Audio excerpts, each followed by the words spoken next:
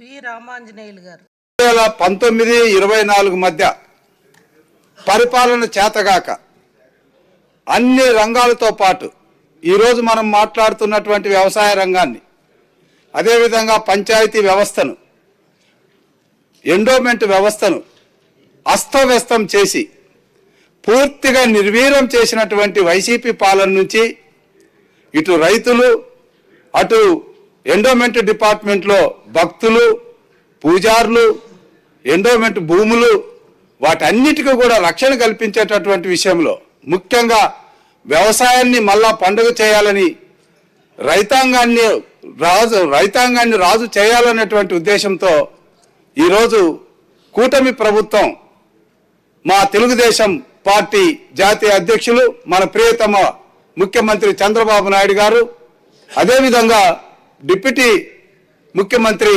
పవన్ కళ్యాణ్ గారు నేతృత్వంలో, మా యువనేత లోకేష్ బాబు గారి సారథ్యంలో ఈరోజు ఈ 3 పద్ధతుల్లో మంచి బడ్జెట్ని ప్రవేశపెట్టినందుకు ధన్యవాదాలు తెలియజేస్తూ, అధ్యక్ష, వ్యవసాయ రంగంలో ఆనాడు రైతు రుణాలు రద్దు చేస్తే రుణభారం నుంచి రైతును విముక్తి చేయాలని చంద్రబాబు నాయుడు కంకణం కట్టుకుంటే చివరి 2 విడతలకు చెక్కులు కూడా ఇచ్చి మరి ఆ రోజు వచ్చినటువంటి వైసీపీ పాలన ఆ చెక్కుల్ని వెనక్కి తీసుకున్నది అధ్యక్ష. అదేవిధంగా 3 లక్షల వరకు సున్నా వడ్డీ ఉండాలి, రైతాంగాన్ని కాపాడాలని ఆనాడు ఆలోచిస్తే దాన్ని 1 లక్షకి తగ్గించినటువంటి ఈయన చరిత్ర వైసీపీది అధ్యక్ష.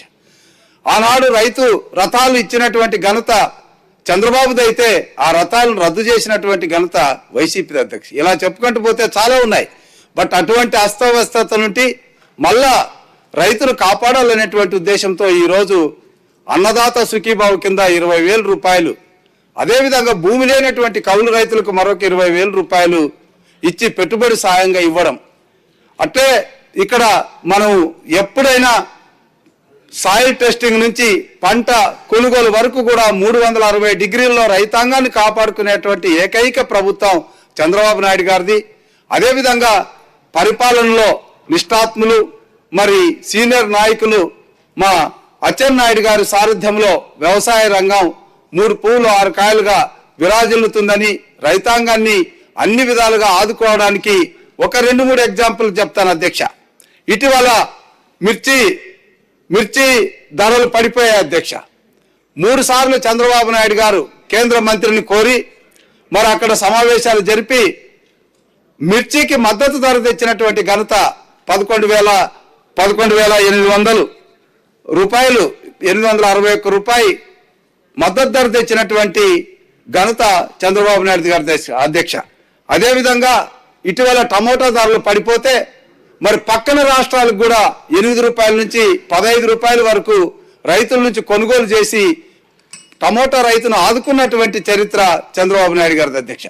ఈ రకంగా మరి అదేవిధంగా వ్యవసాయానికి సాగునీరు ఎంత ముఖ్యమో అందరికి తెలుసు.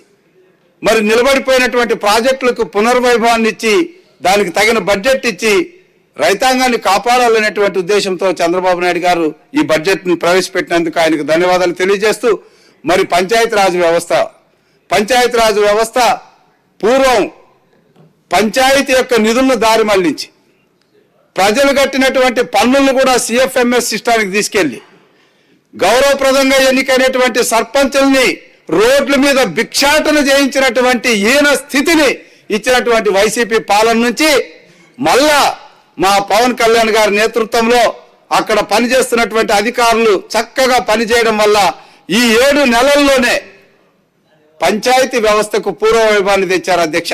2,500 కోట్ల రూపాయలు పంచాయతీలకు నిధులిచ్చి ఇప్పటికే ప్రతి నియోజకవర్గంలో నరేగా ద్వారా 2 విడతలుగా ఒక్కొక్క నియోజకవర్గానికి కోట్లాది రూపాయలు ఇవ్వడం, అక్కడ అనేక కార్యక్రమాలు, అభివృద్ధి కార్యక్రమాలు చేయడం అనేటువంటిది మనం చూస్తూ ఉన్నాం.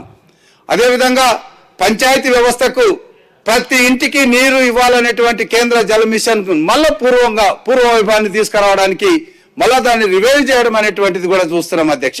అంటే పంచాయతీ రాజు వ్యవస్థలో ప్రజలు ఎన్నుకున్నటువంటి పంచాయతీ రాజు వ్యవస్థకు అన్ని విధాలుగా పూర్వవైభవాన్ని ఇవ్వాలన్నటువంటి ఉద్దేశంతో ఈ బడ్జెట్ ప్రవేశపెట్టినందుకు మరొక్కసారి చంద్రబాబు నాయుడు గారిని మనసారా అభినందించుకుంటూ, మరి యొక్క చివరిగా ఎండోమెంట్ డిపార్ట్మెంట్ అధ్యక్ష 87,000 ఎకరాల అధ్యక్ష, 1 కాదు 2 కాదు, 87,000 ఎకరాలు వైసీపీ పాలనలో అన్యాక్రాంతమైతే తిరిగి వాటిని తిరిగి తీసుకునేటటువంటి విషయంలో జీవోలు ఇష్యూ చేసి దాని మీద కార్యాచరణ ప్రణాళిక ప్రకటించి పనులు చేస్తున్నటువంటి విషయం. అంతేకాకుండా మరి ధూపదీప నైవేద్యం కింద 50,000 రూపాయలు లోపల ఆదాయం వచ్చేటటువంటి వాటికి 5,000 నుంచి 10,000 రూపాయలు పెంచడం, ఆ 50,000 రూపాయలు అదనంగా వచ్చినటువంటి దేవాలయాలకి 10,000 నుంచి 15,000 రూపాయలు చేయడం, అట్లాగే ఇమాములకి అర్చకులకి జీతాలు పెంచడం, అన్ని విధాలుగా కూడా మరి ఎండోమెంట్ డిపార్ట్మెంట్ ఆదుకునేటటువంటి బడ్జెట్ ఇచ్చినందుకు ప్రభుత్వాన్ని మనసారా అభినందిస్తూ ఈ చక్కటి పాలనలో, ఈ చక్కటి పరిపాలనలో చంద్రబాబు నాయుడు గారి నాయకత్వంలో పనిచేసే అవకాశం మా పత్తిపాడు నియోజకవర్గ ప్రజలు నాకు ఇచ్చి ప్రతినిధిగా నిలబెట్టినందుకు వారికి కూడా ధన్యవాదాలు తెలియజేసుకుంటూ, ఈ అవకాశాన్ని ఇచ్చిన మీకు ప్రత్యేకమైనటువంటి ధన్యవాదాలు తెలియజేసుకుంటూ ముగించుకుంటున్నాను అధ్యక్ష. ధన్యవాదాలు.